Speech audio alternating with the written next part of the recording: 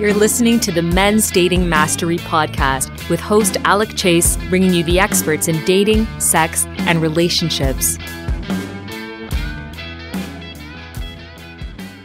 Hello and welcome to part 2 of my very intriguing interview with Frank Kermit on the 10 emotional needs of women. In part 1, we covered the first 5 emotional needs, and in this part, we're going to cover the remaining 5. In addition, Frank shares how he was able to establish multiple open relationships with women who had previously never been polyamorous. Now, if you listened to part 1, then you already know that Frank is giving away 3 free products. In that episode, I told you how to get the first 2 and promised that I would tell you how to get the 3rd product in this episode. Well, it's time for me to honor that commitment. Frank's 3rd product giveaway is a 5-set audio program called Pimping Your Pad. As you might guess, this program is a very comprehensive guide on how to decorate your place. To download this program, go to the show notes for this episode, which are at mensdatingmastery.com/Frank Kermit 2. That's the number 2, not the word. And click the link under the title Free Giveaway at the top of the page. As a reminder, if you want to get Frank's other products, you can go to the show notes for part 1 of this interview at mensdatingmastery.com/Frank Kermit 1. Again, that's the number 1, not the word. And click the link under the same title, Free Giveaway. This will get you Frank's ebook, The Emotional Needs of Women, which is what this interview is based on. Finally, to get Frank's 3-set audio program, The Art of Charisma, From Creepy to Charisma, go to the show notes for episode 14 called Using Body Language to Create Attraction with Patty Contenta. And again, find the link under the title Free Giveaway. The URL for this episode is mensdatingmastery.com/podcast-Patty Contenta. If you can't remember all those URLs, then just head over to mensdatingmastery.com and browse through the podcast page. They're pretty easy to find. Don't forget that these products are not some superficial form of online marketing. They are serious, in-depth products representing $270 in value. So, they'll be available for free only until September 16th of 2015. After that, the links will be taken down and the only way to get them will be to purchase them, just like everybody else. So get them free while you can. Now, without further ado, here's the rest of my conversation with Frank. Well, emotionally number 6 is trust and honesty, but very specifically, prove that you are not afraid to upset her with the truth. As long as she knows that you're never going to lie to her just so you don't have to deal with the unpleasantness of her bad mood, she will trust you. And if you make a mistake, or if you say something that's really bad, or if you end up doing something that, she should normally leave you for, she's actually more likely to stay, because the bottom line is she trusts you. Right. So when you see couples that you think, why are they still together? They have such drama in their relationship and they're breaking up and getting back and breaking up and getting back. Well, first of all, we know that girl has a high need for drama. So now we can do a profile on the girl. Well, she has a high need for drama. She keeps going back and forth with this guy. Maybe she blames him as, I'm dating the bad guy, so it protects her reputation as being the good girl. Maybe protection of reputation is there. Maybe she's really immature, and when she's with him, she gets to act super immature. Cater to the little girls, probably important to her. Do you get it? They all intertwine, and you can actually start making a profile on the type of girls that you're dating. Now this goes into a whole bunch of an advanced topic of, how do you find the girl that you really should be with long term? Well, you would have to figure out her emotional needs profile and then modify your behaviors to that and go in places where those type of women would hang out. Getting back to emotionally number 6. If a girl says to you, do I look fat in this dress? Most guys say, no, honey, no, you don't look fat in the dress, which might be a lie. You're not helping her protect her reputation, violation of number 1. You're not being honest with her, violation of number 6. You're a nice guy. You don't want to hurt her feelings. You don't want to see her upset because maybe you can't handle her being upset. You don't want to be the one to hurt her. That's okay. You're a good guy. But not at the expense of lying to her. Women are getting lied to all the time. Why? A lot of guys just want to get into her pants. She knows this guy's going to say whatever he has to say to get into my pants. I just don't trust men. It's not until there's some sort of outside force that shows, no, he wouldn't have lied about that. He was being legitimate about that she says, okay, I can trust him. Or you could just be so honest about something, even if it means upsetting her. Can you handle her bad mood? Can you handle her being upset? Because if you can, and you can be honest with her and actually say, lady, I think you're beautiful, but that dress does not complement your body. Change. If she gets upset and you turn around and say, don't get upset with me. When you ask me a question, you're always going to get the truth. Now I'm getting assertive. And I'm standing my ground. I'm issuing my boundary. Wow, so not only have I been honest, but I've also addressed number 4. I'm being assertive. And if she's still getting upset and you can handle it, wonderful. You just addressed number 2. You've given her emotional range. Phenomenal. I love the interrelationship between all these. Okay. So as long as she knows that she can trust you, her guard goes down. Even if what you're telling her the truth about is, yeah, I kind of made out with that other girl. Sorry. She's not thrilled about it. She's upset about it. But at the same time, if she likes emotional range, well, there's plenty there. Oh, yeah. If she's the type of girl that interprets, well, my reputation is better because although he made out with her, he's actually dating me. Oh, well, protection of reputation could be there. Mm-hmm. Again, it depends how each girl interprets her own emotional need. And where you're trying to figure out, how do you know? Well, you have to look at the way she was raised. It all comes back to childhood. But again, that's advanced stuff. Let's keep it simpler here. If the guy is always honest with her, she does not have to be like a mother trying to figure out, is this kid lying to me? When a mother says, did you wash your hands? Did you go to the bathroom? Did you put away your toys? And the kid says, yes, but the kid is actually lying. The mothering instinct has to kick in to figure out, is this kid lying or is this kid telling the truth? Well, if she knows that you're going to be honest no matter what, even if it's not in your favor, that wins really big points. The night I had that poly date when the 2 girls both left my house and they had agreed to take a taxi together, I found out that the conversation they had after they left was, Frank was really honest. Yeah, I really trust him. Yeah, me too. Well, duh, I'm seeing more than one person at the same time and I'm being honest about everything. And because I'm bringing them together to meet, there's no way I can lie about anything because they're going to find me out. And that was a big reason why they continued to see me for some time. This is actually a bit of a side question, but I can't resist asking, were these 2 women, prior to meeting you, were they comfortable with being in a polyamorous relationship, or had they been in one before, or was this completely new to them? Completely new to them. Up until that point, they had only done monogamy, period. Okay. That was it. That was all. Only had done monogamy. The whole concept of seeing more than one person without it being an illicit affair or something, it just, nobody had ever been that honest with them and saying, no, I'm going to see as many people as I can until I find the one person that I'm not, don't have to worry is going to divorce me. And whenever I introduced the concept of dating more than one person, I was brutally honest. I'm going to give you the exact speech that I gave every single woman that I dated. I am terrified of divorce. I have seen it destroy human beings. I've seen it destroy children. I've seen it destroy adults. When I lost my ex-fiance, look, we weren't even married, and it was so traumatic for me that I said, if losing my ex-fiance, that we weren't even living together, if it's that devastating for me now, I'm not going to survive a divorce. So I started off by telling them I'm terrified of divorce. So my job is to date as many people as possible until I find someone that makes me feel that marrying them is a marriage that's going to last forever. And I'm not going to date someone monogamous for 7 years and then decide, oh, it's not going to work. I'm not going to limit myself to meeting the right person, and I want you, the woman, to go out and date as many people as well.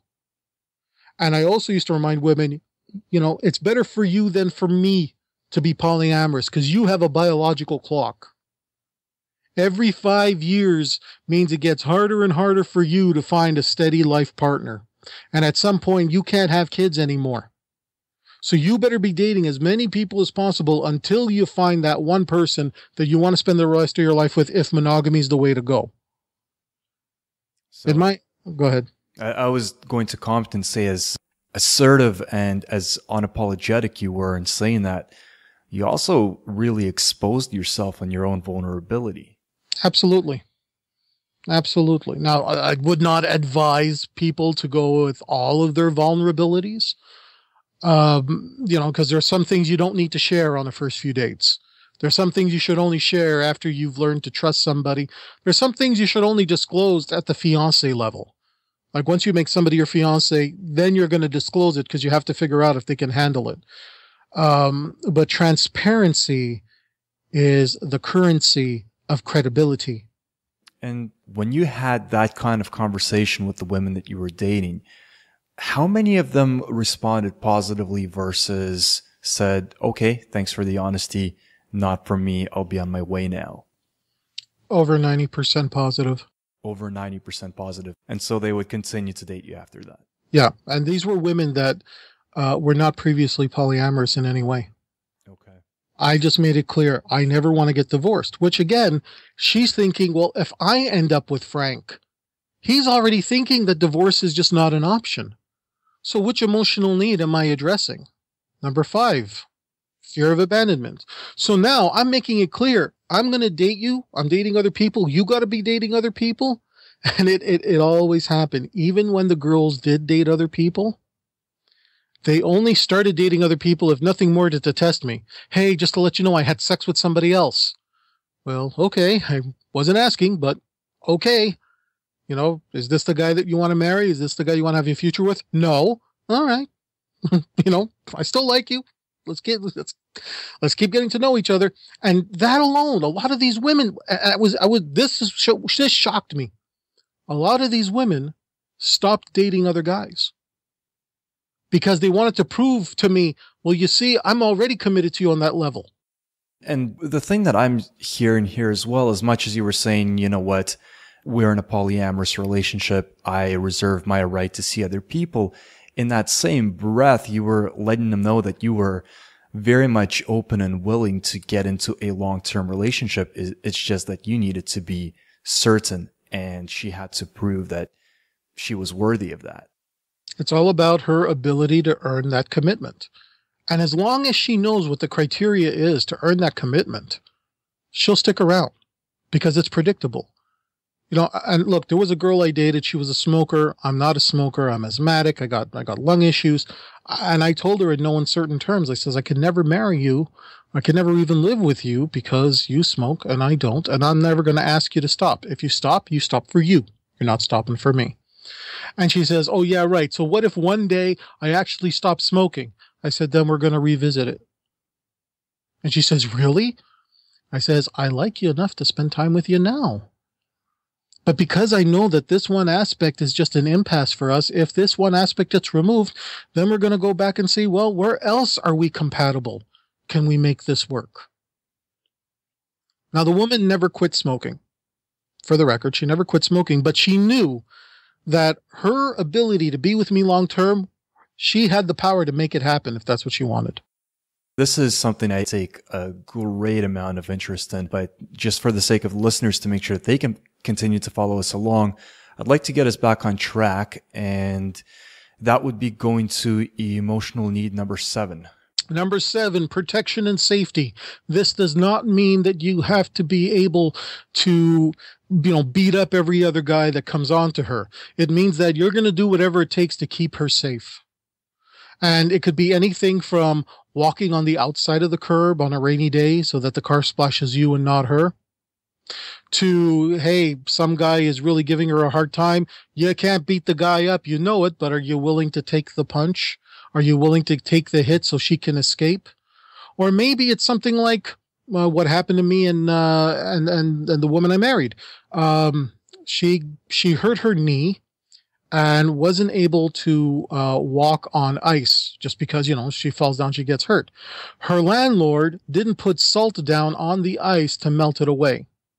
And she says, I'm really kind of worried here. So I took it upon myself, went knocking on his door, and I says, hey there, I'm dating so-and-so, and I was hoping that you had some salt, because if you give me the salt, I'll go put it down on the ice, because she hurt her knee. And I was, I was very amicable. I didn't threaten. I went there and I was very calm and just made a point to connect with him to say, hey, put the salt down on the friggin' floor. And he said, oh, absolutely, absolutely. I just didn't have time.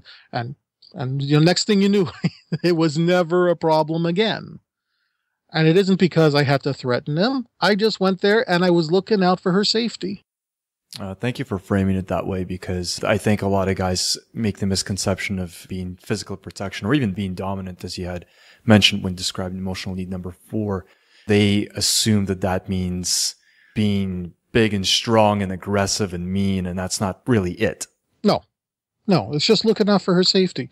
Looking out for her safety might even be something like, oh, drat, I gotta go get my bus pass, and it's really late at night, and the guy says, oh, you know what? Here's a bus ticket. Here's money for a bus ticket. Get your bus pass tomorrow during the day. Don't go out late at night where, it's not safe for you on the street.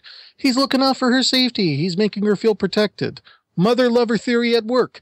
If he's looking out for her safety, and if he's looking out for her protection, she doesn't have to keep her guard up. She doesn't have to be the mother persona, even for herself. So the guard goes down. She's not feeling like a mother. And by default, since she can't feel like a mother in that moment, by default, she has to feel the potential of a lover. Let's talk about emotional need number 8. I think this is one where guys mess up. Largely and very, very commonly. All right, emotional need number 8. Can you handle her sexuality? Let's replace the word handle with the word accept. Can you accept her sexuality? If you cannot accept her sexuality, dude, you shouldn't be dating her.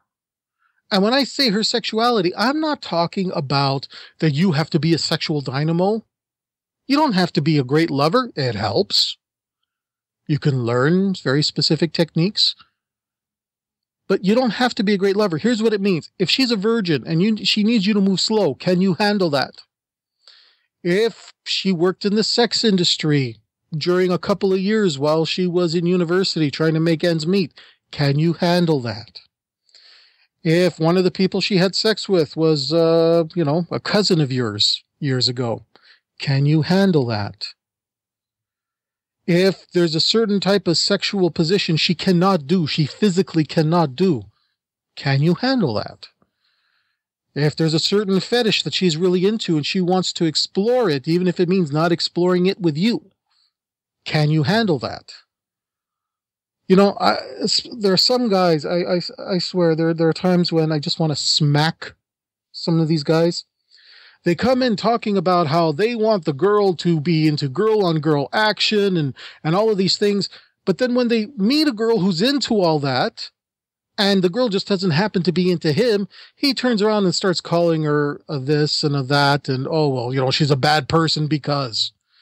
Look, either you can handle it and you're accepting of it, or you're not. Don't be homophobic and then expecting your girl to do girl-on-girl actions because it doesn't count. It's just the ridiculousness of it. I have seen marriages end because of stuff like that. I wrote about one particular couple in my book, the Emotional Needs Analysis Workbook, the one with the blue cover, where the guy was married to a bisexual woman, but he never knew. And her best female friend was bisexual, but was completely out. It never occurred to him that, well, maybe my wife and her, experimented at some point, and he was always bashing her for being bisexual. Well, you can't commit to anybody if you're bisexual. You can't do this. You can't. And then one day he turns to his wife and says, I'd really like a threesome with you and her. What do you say? Yeah, no way. Not after that. Not after that. At that point, she's thinking, okay, great. What am I supposed to do now with this guy? He's bashing. So many emotional needs get violated in that situation. You can read about it in the book. And the real life story is shortly after that, they were divorced in less than a year. Yeah, well, it's that Madonna horror complex that so many guys talk about. As men, so many of us walk around, they want women to be this angel this asexual angel that doesn't do these naughty things until they're with her. Right. Until they're with her. And that's when they want the slut to come out. Yeah, but that's because these men have their own fear of abandonment. And any man who has fear of abandonment is going to end up destroying his life. Fear of abandonment is not an emotional need that a man can afford to have. That's again, something more advanced. We can always do another interview on the emotional needs of men. But any man who wants the Madonna whore complex, he wants her to be asexual so that way he doesn't ever risk losing her. But then his own need for sex, which is another emotional need of his, says, but when we're in the bedroom, we got to do this. Look, you can't have it both ways, guy. And if you want a woman who is sexually comfortable to express herself in the most, naughtiest ways with you, you have to be encouraging of it, not just with her, but with all people. Because if you have a hatred for everybody that you don't get to be with, that hatred isn't just because they're rejecting you. That's a hatred you have because you have an issue with sex. And you don't earn your own sexually satisfying lifestyle if you spend a lot of time hating people for sex. So if a guy cannot handle her sexuality, her guard is up. What can I share with him? What can I not share with him? What can I say in the heat of a passionate moment? What do I have to remember that I can't tell him? What lies did I tell him that I have to remember? She's thinking like a mother. Her guard is up. But if he can totally handle her sexuality, and she can say or do whatever it is she wants, and she can talk about her fantasies openly, she's more likely to continue to be your lover. I had this one, I'll give one more example. Guy just wanted to see where the girl he was dating, where on the spectrum she might be, if she was bi-curious, if she was bi or anything. So he says, let me ask you something. What female celebrity do you find really, really attractive? Who you find so hot that you would totally make out with her? So she thought about it. And then she says, well, I guess if I had to choose one, and this is a girl who prior to that had never even kissed a girl, never even thought about it. She says, well, I would like that particular celebrity. This idiot started making fun of her. You would choose her? Oh, I can't believe you. And then he started to berate her for it. Ah, geez. As opposed to saying, well, let's go find a lookalike. Exactly. Or saying, hey, that's really cool. I'm so happy that you feel safe enough with me that you can share that with me. And maybe you go people watching and turn it into, okay, what do you like about that person? What do you not like about that person? And then turn it into an exploration that you do together. Right. So when it came time and later on, he was trying to, get her into different kinds of conversations, and she just shut him down. She evoked that mothering instinct. She was being a mommy telling a little boy, be quiet, dear. Yeah. Couldn't trust him anymore. No. And again, but the trust factor was there. He acted in a way, he was totally honest with her. So she says, well, I can trust him to tell me things, even if it's going to upset me. So that emotional need was addressed. But number 8 was violated. What happens in long-term relationships is that over time, when more emotional needs are violated than addressed, that's when she says, I'm leaving. Why would she stay in a bad situation? Because as bad as that situation is, her primary emotional needs are being addressed, even if other emotional needs are being violated. Let's look at a situation where a woman's in a horrible situation. Her husband is a philanderer and he's always off with some other women. Why would she stay in that situation? Because maybe her emotional needs of, I don't want to be abandoned. I don't want to end up alone. I'm just going to stay here. It's safer for me here. Protection and safety. My kids are safe and protected. Okay, it's not great. And the guy's not being faithful and he's never honest about her. She can't trust him. Well, maybe trust is not that important to her. Maybe fear of abandonment's more important. Maybe she's getting off on the drama and the drama's more important. Maybe protection and safety for her and her kids is the most important emotional need for her at that time. People stay in their situations because their emotional needs are being addressed. People leave when the majority of their emotional needs are being violated. That's how you look at couples that are together and apart. Right. So we've covered handling her sexuality. Yeah, now let's go to emotional need number 9. Oh boy, I've had to change the name of this because some media has gotten on my back saying they didn't want to interview me because of the way I worded this. Okay. Originally, I know what that name is. So okay. Originally, I called this high quality sperm. Now, why did I use the term high quality sperm? Because I didn't want guys to think about sex. I wanted guys to think about procreation. The idea that whatever genetic material you have is going to get passed on to whatever children are produced here. If I made it just about sex, then I think the message would have been lost on guys. But most guys, when they hear high quality sperm, they laugh, they giggle, they think, okay, here's what it means. High quality sperm, or inheritable genetic material that the guy is going to pass on to any offspring. The masculine traits that he has that'll be applicable in that case. That's what attracts women. So if other women are into you, that's a sign you have the high quality sperm, the inheritable genetic masculine traits. If other women are not into you, she starts thinking, maybe I shouldn't be into you. Now, this covers everything from your ability to generate wealth. Maybe you were born into money, so you might carry on the genes of being able to earn money. When they say women love a man in uniform, well, the uniform is something you have to earn. There's a status there. So anything dealing with status, genetics, wealth acquirement, resources, education. Whenever a girl is looking for stuff like that, they're basically saying, you will provide for me, you will provide for our offspring, our genetic material will continue to go on beyond our time. So to what extent would you say that addressing this particular emotional need is within a man's control? It sounds like it certainly is, but I also feel like there may be a limitation to it. So can you talk about that? You have to look at how she interprets this particular emotional need. For example, if a woman already has it in her head that, hey, I've dated rich guys and you know what, they're all jerks and I'm not interested, you having wealth is not going to be an attractor for her. But she might say, but you've earned this degree and you've earned this accolade. And she might look at those things and say, well, he's got something going for him. This particular emotional need could make up 50% of the reason she'll choose somebody as a particular husband, if we're looking at serious long-term relationships. Sometimes it's just a genetic thing. He's got incredibly great genetics, and she says, yep, I'm into that. I don't know why. I'm just into that. It's because a part of her is saying, if I'm attracted to that, then if I have children with him, my children will carry on those same genetic traits. Other people will, other women will be, and men will be attracted to our children, and then it ensures the continuation of our gene pool.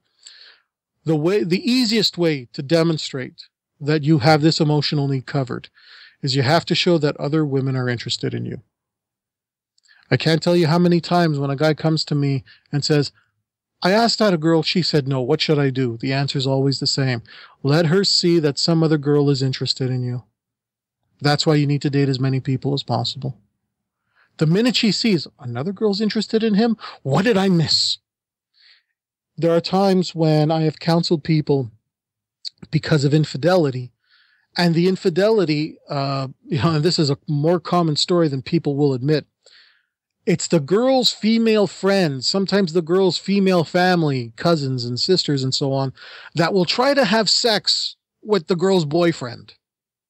I mean, the guy wasn't looking for it, but hey, it got offered and, he took it. Right. Why are these women doing it? They're not even interested in these guys for a relationship.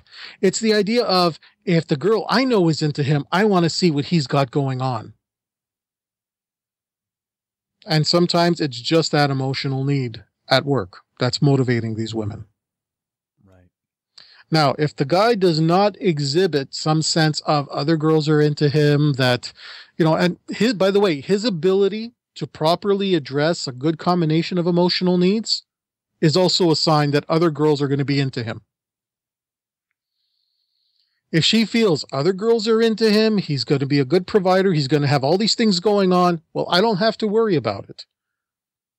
I don't have to worry about it. The mothering instinct goes down. The potential for lover goes up. Here's a question on the same topic. So the ability to have access to resources is clearly a factor. So in our society, that essentially is money. To what extent are women attracted to a guy with money versus a guy who maybe doesn't have any, but has all the potential to acquire it? So perhaps he's got a high level of intelligence. Maybe he's got some very good degrees behind his name. And so the potential to make money, gain access to resources, be a good provider is there, but he may not necessarily be one in the present moment. The answer is it depends on the girl. Okay. And I'll give you a specific example here. If the girl is a gold digger, now if we do an emotional needs profile of a gold digger, this emotionally number 9, high quality sperm, the genetic material, that's going to be very, very high on her radar. She's not interested in the guy who has potential. In her mind, well, I'll just date him when he finally gets there. She wants a certain lifestyle, and that's what she's gunning for. And, she doesn't care so much about her reputation of being a gold digger. In fact, she might enjoy being called a gold digger or having that reputation because it's going to help attract her to the same type of shallow guy that wants a gold digger. Whereas another woman might say, okay, this guy has the potential. He doesn't actually have the access or the wealth right now, but he has the potential, but he's addressing some other emotional needs of mine. Maybe he caters to my little girl, and that's really important to me. Maybe I know that he's very mindful of reputation, and I want to explore things with him. Maybe he can handle my sexuality in a way that I know other guys would not. So for her, the potential might be more than enough. Each girl has the same emotional needs, but not to the same degree. So you could have two girls in exactly the same type of situation, and one of them is getting turned on and one of them is getting turned off. And it has nothing to do with the fact that, oh, well, this girl doesn't have that. No, they all have the same emotional needs, but it's always to different degrees.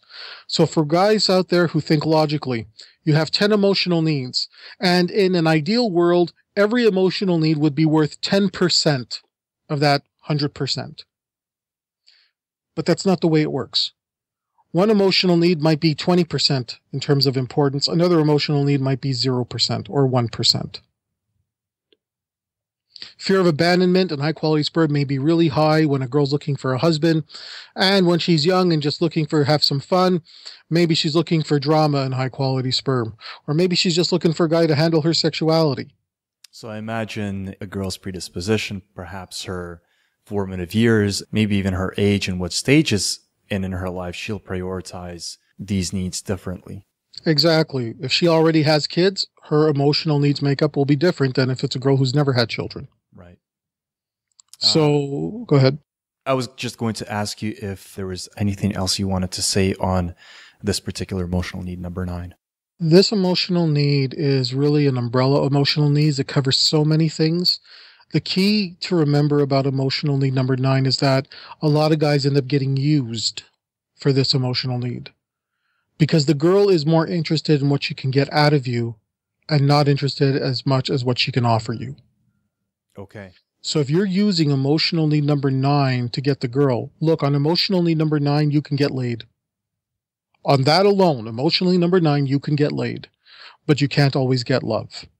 I don't know if I'm being too harsh in saying this, but it almost sounds to me like might as well go to a prostitute because it's such a...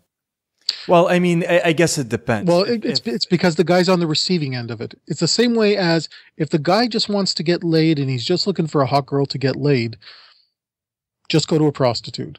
If the girl is just looking to live a certain lavish lifestyle, then she can enter that world of becoming a prostitute and making the money and living that certain jet set lifestyle. With all that said, every guy out there, no matter what level he's at, he has to be mindful that he does not have a biological clock. And at any given point in time, there could be a girl who likes him a little bit, but is with him for the wrong reasons. Not because she wants to build a future with the guy, but because she looks at her situation and says, This is the best option I got, and he seems like an okay, decent guy. And I'll hang out with him until something better comes along. Yeah, well, and to explain my own comment a little further, I meant more from the perspective of the man rather than the woman, because if you're a man and you're with a woman who's with you predominantly for your financial resources, essentially, then I don't know what you as a guy are getting out of that relationship other than physical pleasure. I can tell you some of that. Number one, maybe he's getting the sex that he wants. Number two, maybe he has one of these emotional needs of women. Maybe he has the need of drama, the need to get attention, the need to show off. One thing I can tell you about the seduction community, and now that you have the list of emotional needs of women, you're going to see a lot of newbies in the seduction community, at least the way it was over the last 15 years. Part of their problem is they came into this seduction community, they came into this world with a lot of the emotional needs of women. These guys were addicted to the drama themselves. These guys were all about trying to show off and impress the other guys. These guys were about, I'm so scared she's going to leave me, as opposed to, look, lady, you have to earn my commitment. Because I don't have the biological clock. I could never be married and have a family until I'm 52. And at 52, I might decide, hey, I'm going to start a family now. There's no rush for me to find a life partner. A lot of these guys have the emotional needs of women. So when you're saying, what are these guys getting out of it? They're getting something out of it. And here's the answer. They're getting their emotional needs met. And maybe their emotional needs are a little bit screwed up. I'm tempted to explore that one further, but in the interest of time... Emotional need number 10. Boy, this one gets a laugh. Prove you're not a closet homosexual. I imagine this one is also something that might get you in trouble with mainstream media.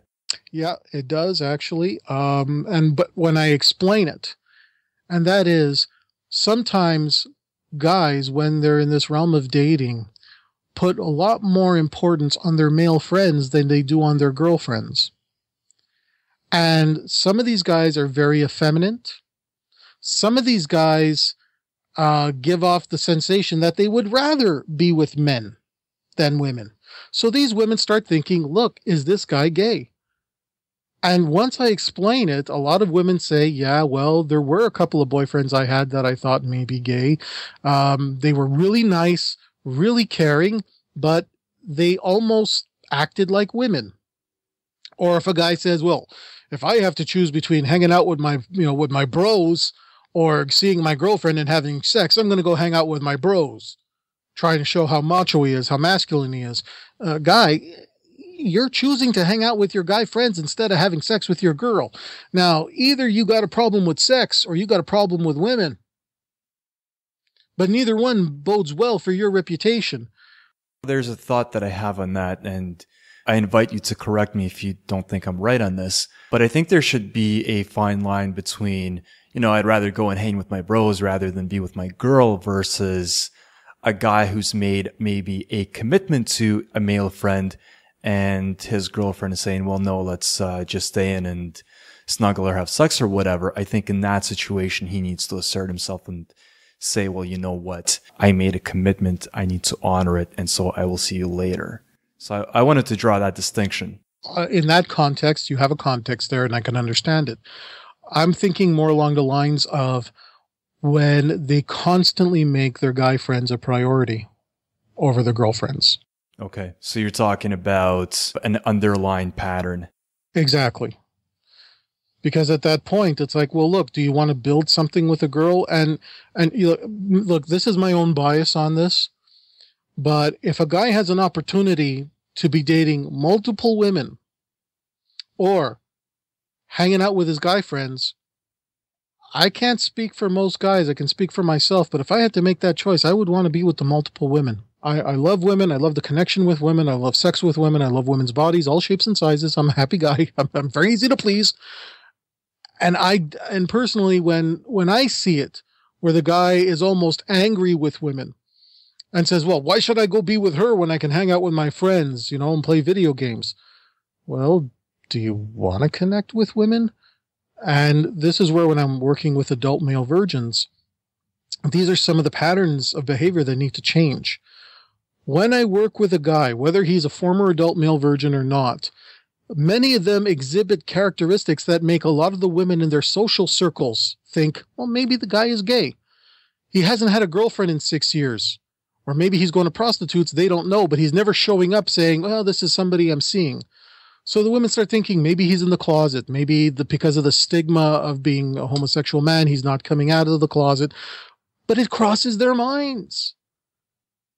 Okay, it may not cross the guy's mind, but women are always thinking about who's hooking up with who, who's getting together with whom, what is this person's relationship history. Why? Because they have a biological clock.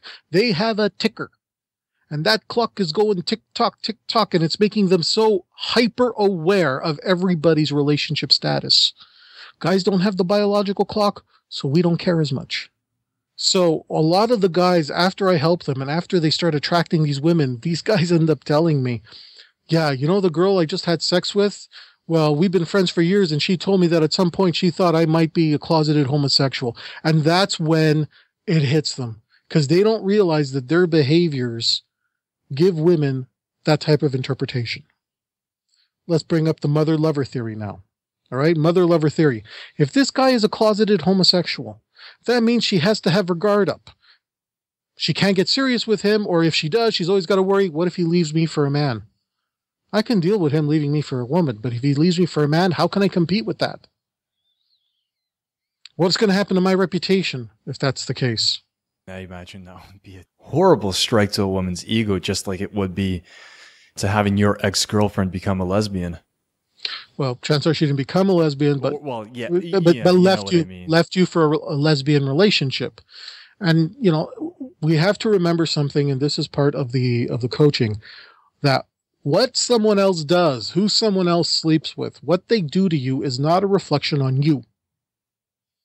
Okay, it's not a reflection on your identity. There might be things you're doing that encourage those behaviors in others that you're not aware of, but it's not a reflection of your identity. When my ex-fiancée left me for my best friend, what I had to learn in my healing process is that their choices does not reflect on my self-identity. So if it happens to a woman where the guy leaves her for another guy, it's not a reflection on her identity, but that's after you go through a therapeutic process. Or you do some self-actualization work, which is what we're doing right now. This is self-actualization work so that we can become better. We become more aware. I guess to get back on point, if she has to worry on any level that you would rather be with men than with women, she knows that, hey, there's a possible abandonment, there's another emotional need violated, multiple emotional needs might be violated, you can't be completely honest. Maybe the guy is bisexual, but he's still not going to be honest with her about it because he's afraid to upset her. Whatever the reason. She has to keep her guard up. She has to be a mothering figure. If he makes it really clear, and the story that I always tell women is about the time that, hey, I used to work in the entertainment industry, I worked with a lot of homosexuals, and I got hit on. According to that, in that community, because of my size, I would be known as what's called a teddy bear. I'm a big, big, fluffy guy. And I get hit on. And I always say the same thing. I thank you. It's a compliment. I appreciate the compliment. I don't return the feelings. So thanks, but no thanks. And I will bring up this story at some point on any date. Usually, I bring it up within the first half hour at some point, or at some point in the first date, just to let her know I've had the opportunity, never took it, never was interested, so that I reinforce I like girls. So just one final question on that particular point, just to clarify it. To what extent are you suggesting that men sending women these kind of signals about their sexuality, to what extent is that guys just exhibiting wrong behaviors versus that actually being the underlying truth that maybe they are closet homosexuals? When it comes to, and your audience is geared for the seduction community, or is your audience geared more for general population? General population. Okay.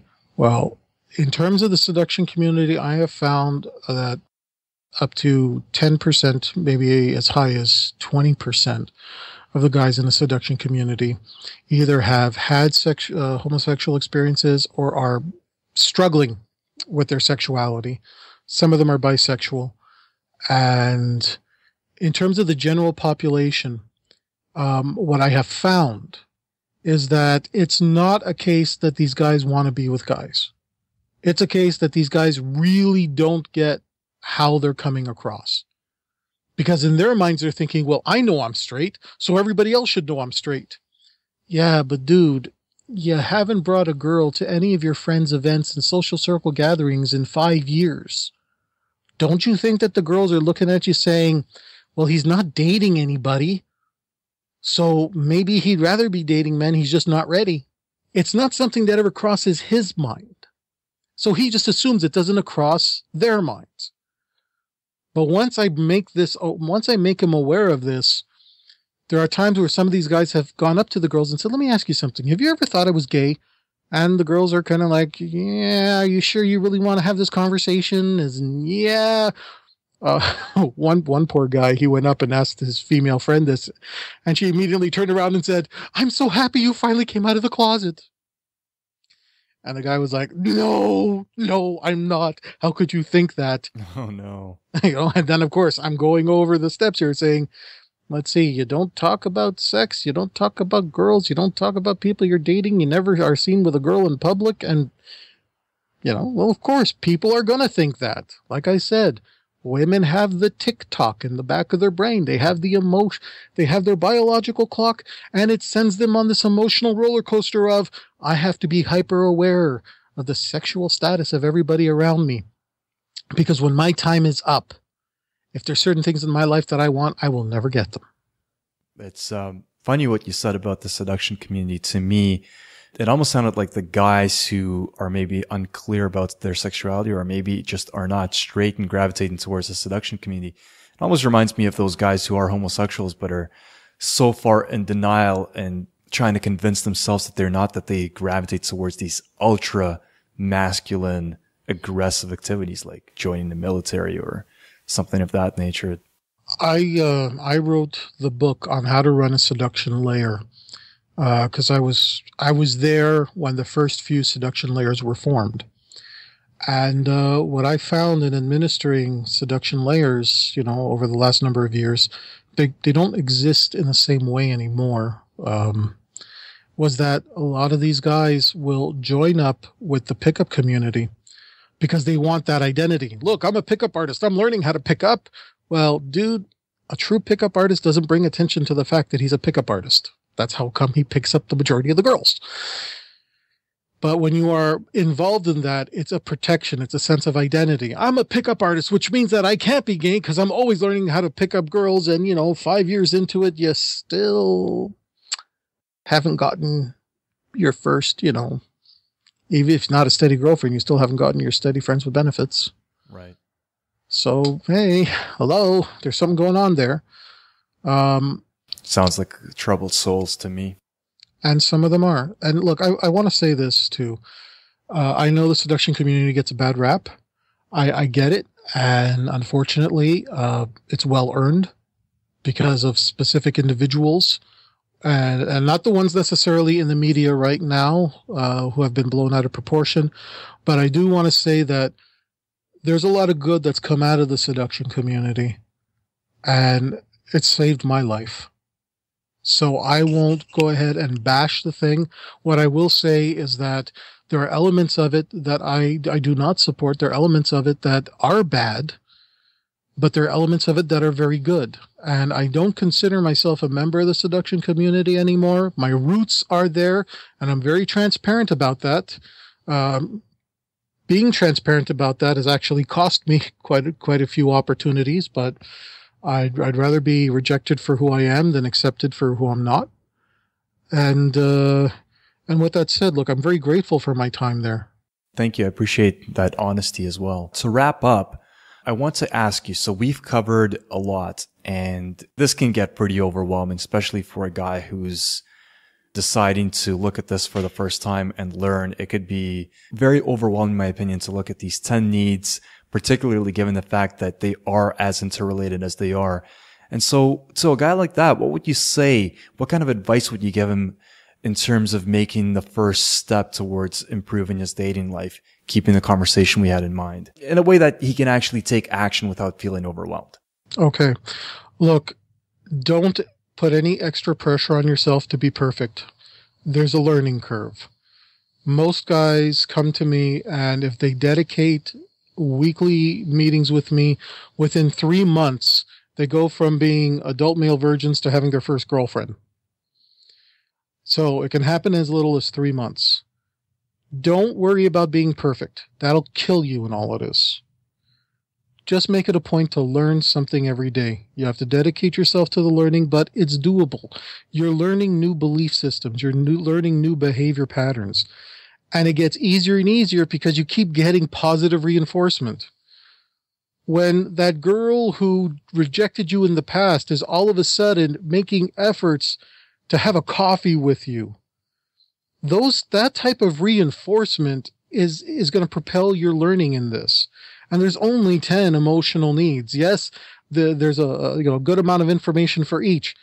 But once you learn the patterns and once you learn the behaviors, you just have to repeat the same behaviors over and over. And if you're the type of guy that always ends up being the friend, dude, you're halfway there. If you completely violate a woman's emotional needs, she sees you as a creep and she doesn't want you around at all. If you address some of the emotional needs and you violate some of her emotional needs, likely she'll keep you around as a friend because you're not a bad guy. You're a good guy, you're a nice guy, but you're not addressing enough emotional needs that would make her say, I want him as a lover. When you're addressing all of her emotional needs, you're going to find that women who really should not be offering themselves to you in terms of spending time with you are going to be trying to spend time with you. And then it's just a matter of where your own ethical boundaries are, where you say yes or no. So if you're a nice guy that keeps ending up the friend, dude, you're halfway there. You just have to stop violating the emotional needs that you're violating, and you have to further address the ones that you addressed a little bit.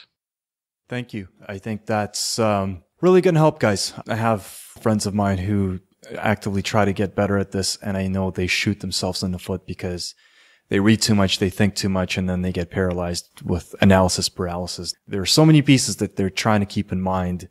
They don't know how to proceed sometimes. They don't even know how to begin. I think that distills it down a little bit.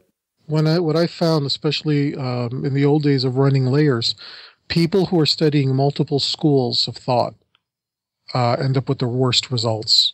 Oh, really? It's because you have so many schools of thought that you're going to get conflicting advice for exactly the same situation.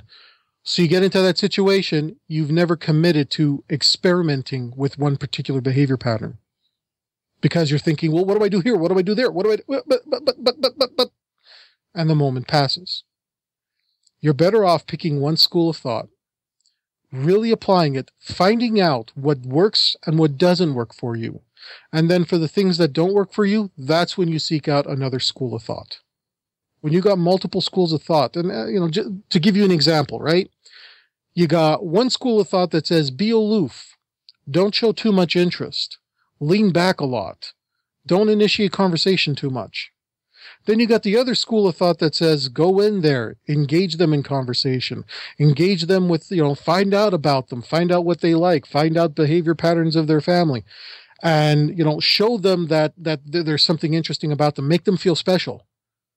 Well, these two schools of thought are in direct conflict. Why? Because the first one was for guys who show way too much interest too soon that has not been earned and they come across as needy.